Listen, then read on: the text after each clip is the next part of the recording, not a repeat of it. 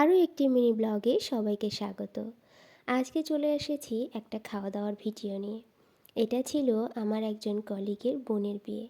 খাওয়ার জায়গাটা খুব সুন্দর করে সাজানো ছিল। ওদের সঙ্গে দেখা করে আমরা খেতে বসে পড়েছি। প্রথমেই পাতে পড়ে গেছে লেবু, আর তার সঙ্গে ছিল স্যালাড এবং প্রথমে ছিল ফিশ ফ্রাই। ওটা খাওয়ার পর পাতে পড়ে গেছিল লুচি আর ছোলার ডাল।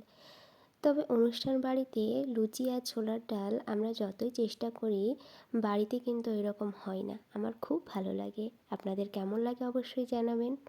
আর তারপরে ছিল পোলাও। এই পোলাওটা আমার কাছে একটু অন্যরকম মনে হয়েছে, তবে ভীষণ টেস্টি ছিল। পোলাওয়ের সঙ্গে ছিল মুরগির মাংস। আর তারপর ছিল সাদা ভাত, এবং সাদা ভাতের সঙ্গে ছিল সামান্য চানাচুর আর ছিল ভেজ ডাল। তবে চানাচুর দিয়ে ভেজ ডাল খেতে আমার খুব ভালো লাগে। আপনাদের কার কার ভালো লাগে অবশ্যই জানাবেন। আমি তো ডাল দিয়েই অনেকটা ভাত খেয়ে নিয়েছিলাম।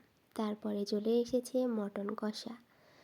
মটন যদিও আমি অতটা পছন্দ করি না, তবে বিয়ে বাড়িতে কি জানি একটু ভালোই লাগে। তারপর ছিল কাতলা কালিয়া। তবে কাতলা কালিয়াটাও খেতে বেশ ভালোই ছিল।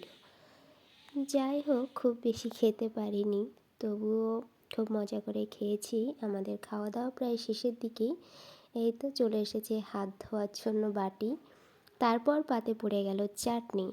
আর এই চাটনির সঙ্গে তো আছেই একটা জিনিস, সেটা হলো পাঁপড়। পাঁপড় দিয়ে চাটনি খেতে বেশ ভালোই লাগে। তবে বিয়েবাড়িতে আমি খাওয়া দাওয়ার পর পাঁপড় বলো, চাটনি বলো, মিষ্টি বলো, কিছুই খেতে পারি না।